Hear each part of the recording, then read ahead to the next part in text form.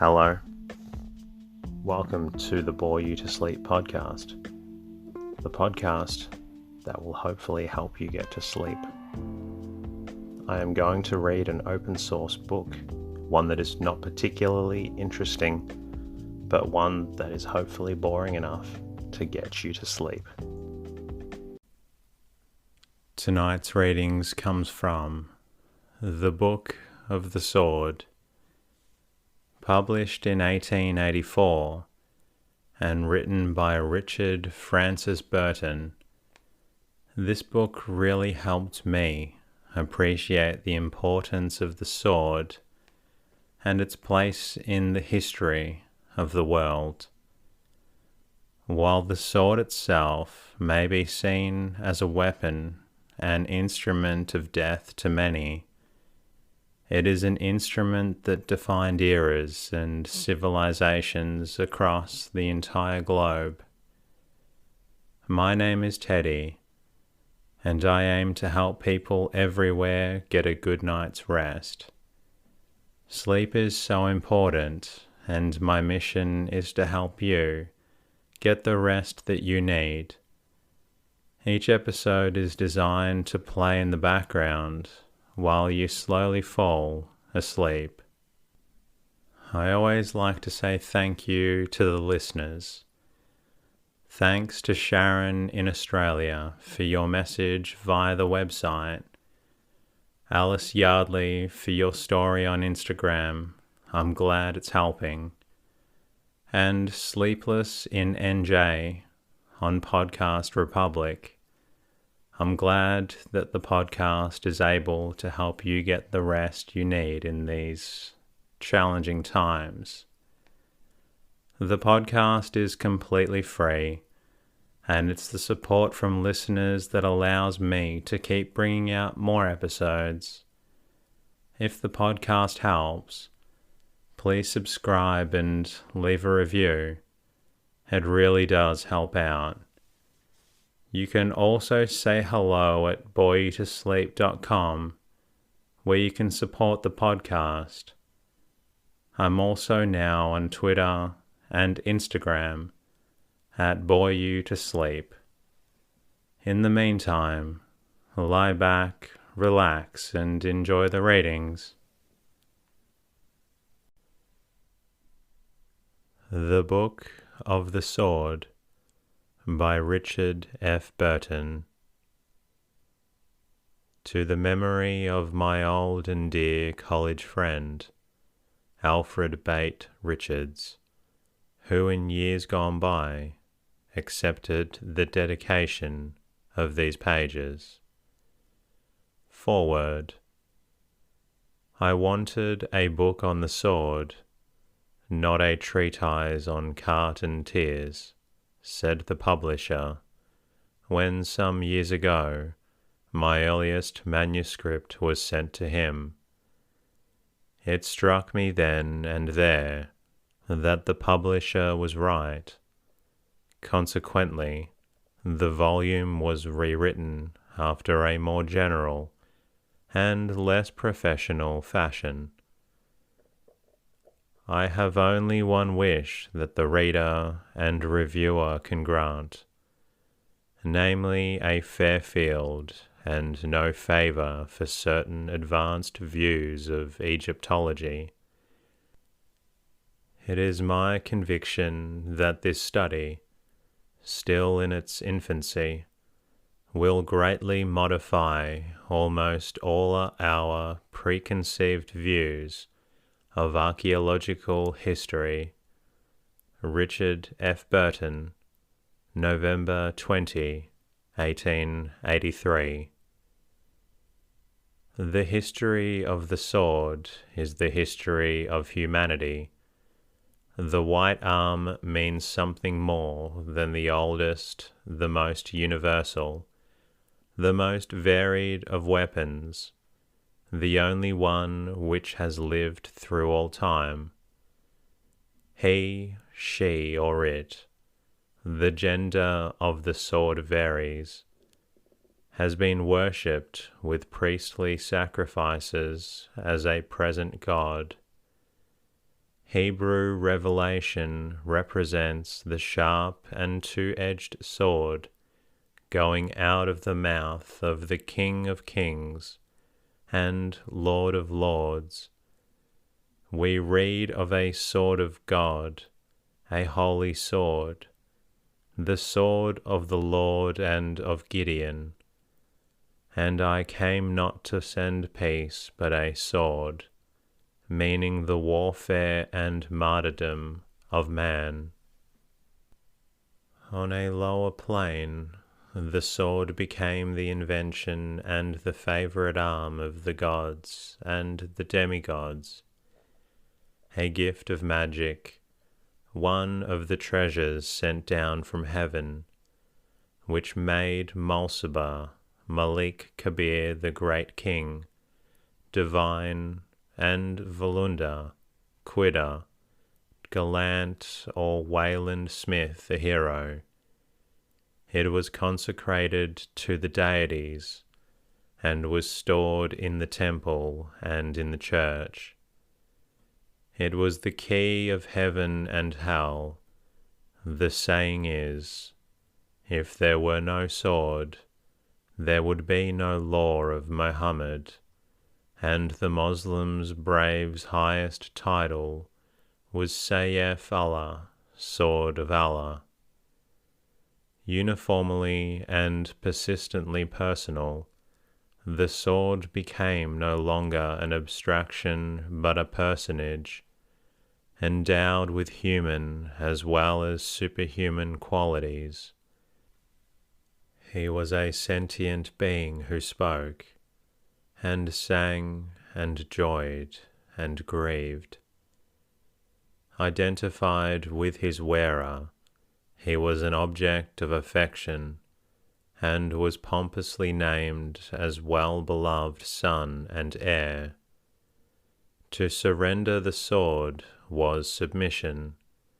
To break the sword was degradation. To kiss the sword was, and in places still is, the highest form of oath and homage. The sword killed and cured.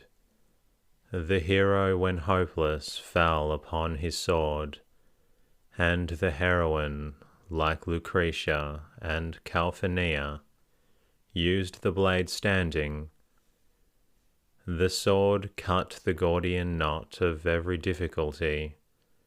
The sword was the symbol of justice and of martyrdom, and accompanied the wearer to the tomb as well as to the feast and the fight. Lay on my coffin a sword, said dying Heinrich Heine, for I have warred undoubtedly to win freedom for mankind. From days immemorial of the Queen of Weapons, a creator as well as a destroyer, carved out history, formed the nations, and shaped the world. She decided the Alexandrine and the Caesarean victories, which opened new prospects to human ken. She diffused everywhere the bright lights and splendid benefits of war and conquest, whose functions are all important in the formative and progressive processes. It is no paradox to assert la guerre enfante le droit. Without war there would be no right.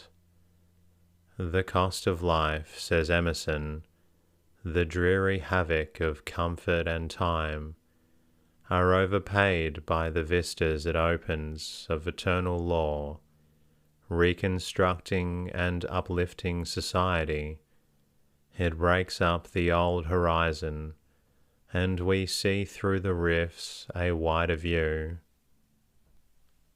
War again benefits society by raising its tone above the ineffable littleness and meanness which characterize the everyday life of the many. In the presence of the great destroyer, petty feuds and miserable envy, hatred and malice stand hushed and awestruck. Very hollow in these days sounds Voltaire's banter on war, when he says that a king picks up a parcel of men who have nothing to do, dresses them in blue cloth, at 2 shillings a yard, binds their hats with coarse white worsted, turns them to the right and left, and marches them away for glory. The sword, and only the sword, raised the worthier race to power upon the ruins of impotent savagery, and she carried in her train, from time immemorial, throughout the civilized world, Asiatic Africa, Asia, and Europe, the arts and the sciences which humanize mankind. In fact, whatever apparent evil the sword may have done, she worked for the highest ultimate good. With the Arabs, the sword was a type of individuality. Thus Shanfara, the fleet-foot, sings in Lamaya, 3 friends the heart no fear shall know, the sharp white sword, the yellow bow, the wielded sword blade knows my hand, the spear obeys my lusty arm. This punador presently extended westward. During the knightly ages, the good sword of the paladin and the chevalier embodied a new faith, the religion of honor, the first step towards the religion of humanity. These men once more taught the sublime truth, the splendid doctrine known to the Stoics and the Pharisees, but unaccountably neglected in their later creeds. Their recklessness of all the consequences soared worlds high above the various egotistic systems which bribe man to do good for a personal and private consideration, to win the world or to save his soul. Hence Aristotle blamed his contemporaries, the Spartans. They are indeed good men, but they have not the supreme consummate excellence of loving all things worthy, decent and laudable, purely as such and for their own sakes, nor of practicing virtue for no other motive, but the sole love of her own innate beauty, the everlasting law of honor, binding on all and peculiar to each, would have thoroughly satisfied the Stagirite's highest aspirations. In knightly hands the sword acknowledged no fate, but that of freedom and free will, and it bred the very spirit of chivalry, a keen personal sentiment of self-respect, of dignity, and of loyalty, with the noble desire to protect weakness against and the abuse of strength. The knightly sword was ever the representative idea, the present and eternal symbol of all that man most prized, courage and freedom. The names describe her quality. She is Joyeuse and Latisona. He is Zul-Fakar, sire of Splitting, and Questionabay, biter of the millstone. The weapon was everywhere, held to be the best friend of bravery, and the worst foe of perfidy, the companion of authority, and the token of commandment, the outward and visible sign of force and fidelity, of conquest and dominion, of all that humanity wants to have and wants to be. The sword was carried by and before kings, and the brand, not the sceptre, noted their seals of fate. As the firm friend of the crown, and of the ermine robe, it became the second fountain of honour. Amongst the ancient Germans, even the judges sat armed on the judgment seat, and at marriages it represented the bridegroom in his absence. Noble and ennobling, its touch upon the shoulder conferred the prize of knighthood. As Bal-Kashish it was, and still is, the highest testimony to the soldier's character, a proof that he is brave as his sword blade.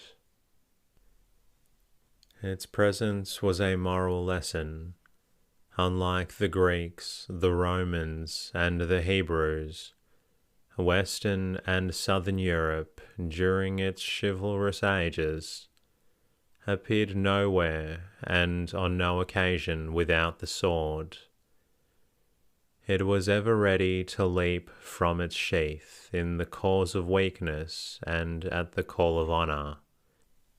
Hence, with its arrogant individuality, the sword still remained the all-sufficient type and token of the higher sentiments and the higher tendencies of human nature. In society, the position of the sword was remarkable. Its aspect was brilliant.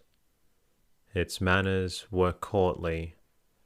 Its habits were punctilious, and its connections were patrician. Its very vices were glittering, for most of them were the abuses which could not buy accompany its uses. It bore itself haughtily as a victor, an arbiter, and necessarily there were times when its superlative qualities showed corresponding defects. Handled by the vile it too often became, in the syllogism of violence, an incubus, a blusterer, a bully, a tyrant, a murderer, an assassin, in fact, death's stamp, and under such conditions it was a corruption of the best. But its lapses were individual and transient. Its benefits to humanity were general and ever-enduring. The highest period of the sword was the early 16th century, that mighty landmark separating the dark past from the brilliant present of Europe, the sudden awakening and excitement of man's mind, produced by the revival of learning and the marriage union of the West with the East, by the discovering of a new hemisphere, the doubling of the world, by the so-called Reformation, a northern protest against the slavery of the soul, by the wide spread of the printing press, which meant knowledge, and simultaneously by the illumination of that electric spark, generated from the contact of human thought, suddenly changed the status of the sword. It was no longer an assailant, a slaughterer. It became a defender, a preserver, had learned to shield as well as sword, and now arose swordsmanship proper, when the art of arms meant amongst the old masters the art of fence. The 16th century was its golden age.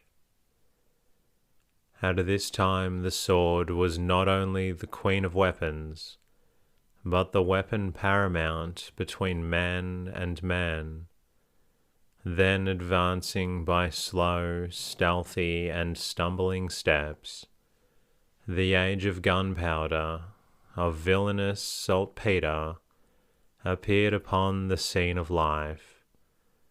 Gradually the bayonet, a modern modification of the pike, which again derives from the savage spear, one of the earliest forms of the arme blanc, ousted the sword amongst infantry, because the former could be combined with the fire-piece. A century afterwards, cavalrymen learned in the Federal-Confederate War to prefer the revolver and repeater, the breech loader and the reservoir gun, to the sabre of past generations. It became an axiom that in a cavalry charge the spur, not the sword, gains the day. By no means a unique nor even a singular process of progress is this return towards the past, this falling back upon the instincts of primitive invention, this recurrence to childhood. When the science of war reverted to ballistics, it practically revived the practice of the first ages, and the characteristic attack of the savage and the barbarian who, as a rule, throw their weapons. The cannon is the ballista, and the arblast the mangonel, and the trebuchet worked not by muscular, but by chemical forces. The torpedo is still the old petard. The spur of the ironclad is the long disused emballon, rostrum or beak, and the steam power is a rough, cheap substitute for manpower, for the banks of oarsmen whose work had a delicacy of manipulation unknown to machinery, however ingenious. The armed nations which in Europe are again becoming the substitutes for standing armies represent the savage and barbarous stages of society, the proto-historic races amongst which every man between the ages of 15 and 50 is a man-at-arms. It is the same in moral matters. The general spread of the revolutionary spirit, of republicanism, of democratic ideas, of communistic, socialistic, and nihilistic rights, and claims now acting so powerfully upon society and upon the brotherhood of nations, is a redawning of that early day when the peoples ruled themselves, and were not yet governed by priestly and soldier kings. It is the same even in the immaterials. The Swedenborgian school, popularly known by the trivial name spiritualism, has revived magic, and this new motor force, for such I call it, has resurrected the ghost, which many a wise head supposed to have been laid forever. The death song of the sword has been sung, and we are told that steel has ceased to be a gentleman. Not so, and by no means so. These are mere insular and insulated views, and England, though a grand figure, the mother of nations, the modern Rome, is yet but a fraction of the world. The Englishman, and for that matter, the German and the Scandinavian, adopted with a protest, and right unwillingly, swordsmanship proper, that is, rapier and point, the peculiar and special weapon, offensive and defensive, the peculiar and especial weapon of Southern Europe, Spain, Italy, and France. During the most flourishing age of the sword, it is rare to find a blade bearing the same name of an English marker, and English inscriptions seldom date earlier than the 18th century. The reason is evident. The northerners hacked with hangers, they hewed with hatchets, and they cut with cutlasses because the arms suited their bulk and stature, weight and strength. But such weapons are the brutality of the sword.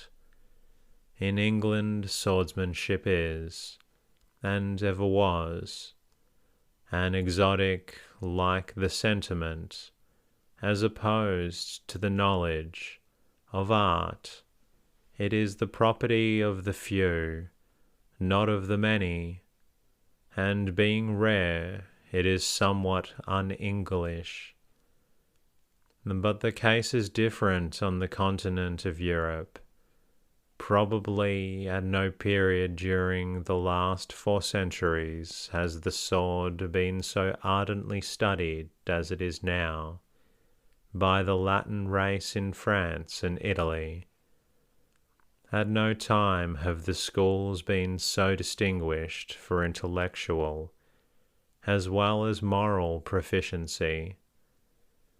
The use of the foil baited and unbaited has once more become a quasi-universal, a duello in the most approved fashion of our ancestors, was lately proposed in September 1882 by 10 journalists of a Parisian paper to as many on the staff of a rival publication.